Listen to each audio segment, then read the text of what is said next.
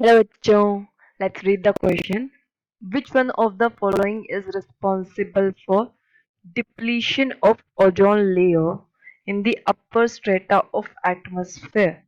Options are polyhalogens. Second option is ferrocene. Third option is fullerene. Fourth option is freons. चलिए देखते हैं कि इस क्वेश्चन का की कंसेप्ट क्या है. की कंसेप्ट ऑफ द क्वेश्चन. की कंसेप्ट. तो हमारे पास जो की कंसेप्ट है वो है हमारे पास compounds responsible for ozone depletion. Compounds responsible for ozone depletion. Responsible for ozone depletion. Ozone depletion कि ओजोन के रिमूव होने के बाद यहाँ डिप्लीशन का मतलब क्या है? थिन होना.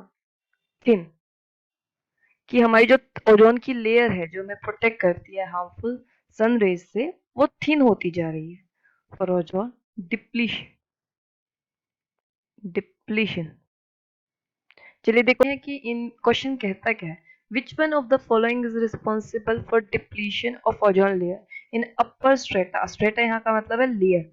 स्ट्रेटा का मतलब क्या है? Layer. Upper layer of atmosphere. Polyhalogens, पैरोसिन, फ्यूलरिन, फ्रियोन्स. हमारे पास 4 कंपाउंड गिवन है. हमें बताना है इनमें से कौन सा कंपाउंड ओजोन लेयर के थिन होने के लिए रिस्पॉन्सिबल है. चलिए हम वन बाय वन देखते हैं कि कौन सा फैक्टर या कौन सा कंपाउंड रिस्पॉन्सिबल है. पॉलीहेलोजेंस.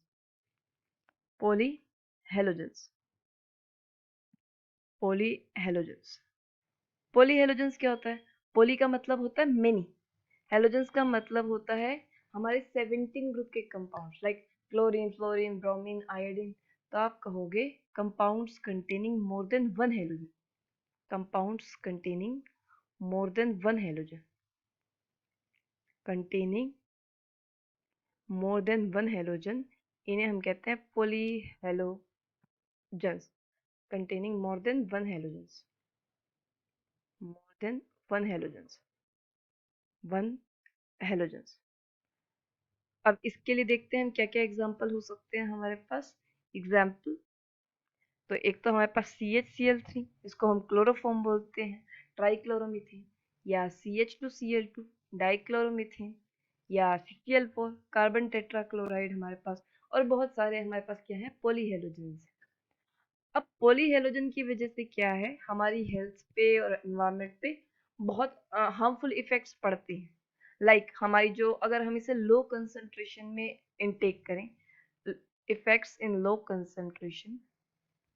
इफेक्ट्स इन लो कंसंट्रेशन. तो क्या इफेक्ट हो सकते हैं हमारे पास? जैसे नोजिया हो गया. हमें ऐसा लगता है ना कि तबीयत सी खराब है, वोमिटिंग टाइप फीलिंग होती है. नोजिया हो गया या वोमिटिंग हो गई. हेडेक हो गया. डिजीनेस हो गया. तो ये सब सिम्टम्स तो होते हैं हमारे पास पॉलीहेलोजन की वजह से. लेकिन इसकी वजह से ओजोन लेयर पर कोई भी हार्मफुल इफेक्ट नहीं पड़ता. कोई भी हार्मफुल इफेक्ट नहीं पड़ता. लो कंसंट्रेशन पे लेंगे तो ये हो जाएगा. हाई कंसंट्रेशन में क्या हो सकता है? हाई कंसंट्रेशन में होता है हमारे पास कि जैसे कि बर्निंग ऑफ कॉर्निया या kidney disease. Burning of cornea, kidney disease हो सकती है या लंग डिसीज हो सकती है, लंग कैंसर हो सकता है. तो ये पुअर इफेक्ट्स तो पड़ते हैं हमारी हेल्थ पे. लेकिन इसकी वजह से कोई भी ओजोन लेयर पे इफेक्ट नहीं पड़ता. Lung cancer. Lung cancer.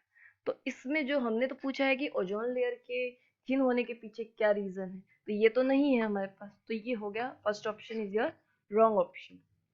चलिए सेकंड ऑप्शन देखते हैं. फेरोसिन. सेकंड ऑप्शन क्या है? फेरोसिन. फेरोसिन. फेरोसिन क्या होता है? फेरोसिन होता है कि जब हमारे पास जो दो एरोमेटिक रिंग्स हैं वो आपस में अटैच होती हैं. कैसे? हमारे पास आयरन की हेल्प से. इस तरीके से हमारे पास दो एरोमेटिक रिंग्स अटैच होती हैं. ये होता है फेरोसिन. ये कंपाउंड जो है वो एज अ एंटी माइक्रोबियल हो गया या फिर एज ए एंटी फंगल हो गया हमारे पास. एंटी फंगल हो गया हमारे पास. तो ऐसे बिहेव करता है हमारे पास. लेकिन इसकी वजह से ओजोन लेयर को कोई हार्मफुल इफेक्ट नहीं पहुंचता. तो हमारा जो सेकंड ऑप्शन है वो भी गलत है. अब आते हैं थर्ड ऑप्शन पे, that is fullerene. That is fullerene. Fullerene, अगर हम फ्यूलरिन की बात करें तो ये क्या है? Allotrope of carbon. Allotrope of carbon, जिसमें जो है कार्बन एटम सिंगल और डबल बॉन्ड से अटैच्ड होते हैं। Carbon atoms are attached by single और double bond. Carbon atoms are attached by single और double bond. Attached by single और डबल बॉन्ड। सिंगल और double bond to form cage like structure. तो एक cage like structure बन जाता है। To form cage like structure. To form cage like structure. Cage like structure. तो ये हमारे पास, तो ये हो गया एलोट्रोप। इसका भी ये है कि as a adsorbent of gas behave करता है, कि गैस को एड्सॉर्ब कर लेता है हमारे पास। एड्सॉर्बेंट ऑफ गैस, ये इसका एप्लीकेशन है, बट इसकी वजह से भी कोई हार्मफुल इफेक्ट नहीं पहुंचता ओजोन को। तो ये ऑप्शन भी गलत हो गया हमारे पास। तो जो लास्ट ऑप्शन है हमारे पास फ्रीऑन, जो इस क्वेश्चन का सही आंसर है, देखते हैं वो कैसे ओजोन लेयर का डिप्लीशन करता है, कैसे उसको थिन करता है। फ्रीऑन। फ्रीऑन, फ्रीऑन्स क्या होते हैं हमारे पास? फ्रीऑन्स होते हैं, इनको हम क्लोरोफ्लोरोकार्बन भी कहते हैं। क्लोरोफ्लोरोकार्बन हमारे पास, ये भी इन्हें कहा जाता है क्लोरोफ्लोरोकार्बन। मतलब क्या है? ये जो कंपाउंड है, ये कार्बन, फ्लोरीन और क्लोरीन के बने होते हैं। कंपाउंड्स मेड अप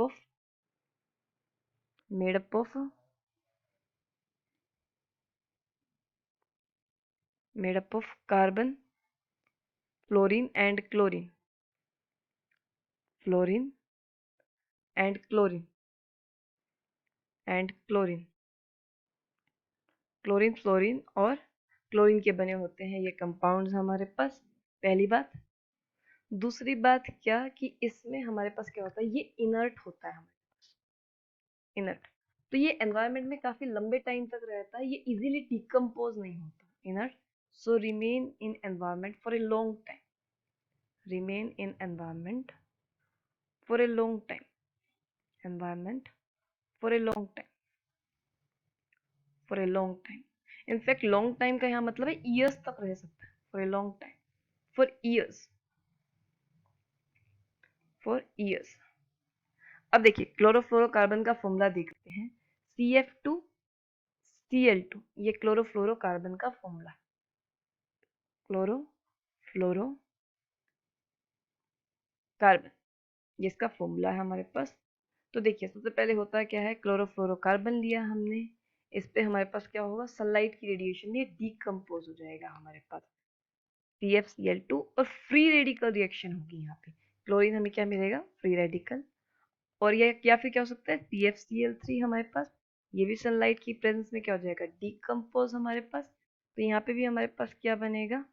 CFCl2 हमारे पास, और ये जो हमारे पास ये जो क्लोरीन रेडिकल है ये बनेगा।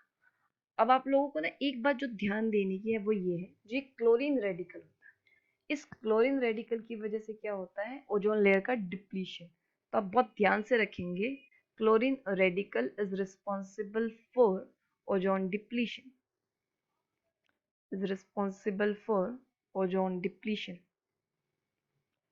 बल फॉर ओजोन डिप्लीशन, मतलब जो मेन ये जो क्लोरीन रेडिकल बना है फ्री रेडिकल रिएक्शन में, ये रिस्पॉन्सिबल है। अब ये कैसे रिस्पॉन्सिबल है हमारे पास? तो हमारे पास होगा क्या सबसे पहले, कि हमारे पास जो ये क्लोरीन रेडिकल है, जो ओजोन होती है उसका फॉर्मूला होता है O3, ये ओजोन का ही फॉर्मूला है। तो सबसे पहले क्या बनेगा? यहाँ ClO बनेगा प्लस O2। अगले स्टेप में हमारे पास क्या बनेगा? ये जो ClO है, जो ये फ्री रेडिकल बना है, ये फिर रिएक्ट करेगा किसके साथ? ऑक्सीजन के साथ। तो यहाँ हमारे पास क्या बनेगा? Cl radical. आप लोगों को ध्यान रखने वाली बात है कि यहाँ पे ये रिएक्शन हो क्या होती रहेगी? चलती रहेगी, कंटिन्यू होती रहेगी। क्यों? क्योंकि जो ओजोन लेयर के रिस्पॉन्सिबल है ओजोन लेयर के डिप्लीशन के लिए, दैट क्लोरीन रेडिकल, ये बार बार बन रहा है, तो इसलिए ये रिएक्शन क्या रहेगी? कंटिन्यू होती रहेगी। तो जो इस क्वेश्चन का करेक्ट आंसर है दैट इज ऑप्शन फोर्थ, कि जो ऑप्शन फोर्थ है हमारे पास वो इस क्वेश्चन का करेक्ट आंसर है। Hope you all understand. Best of luck.